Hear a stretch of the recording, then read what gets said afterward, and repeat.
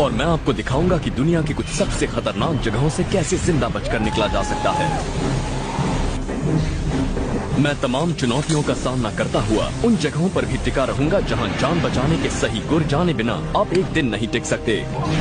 तो हर जगह खतरे ही खतरे छिपे हैं। अरे बच गया। ये जगह बेहद खतरनाक है।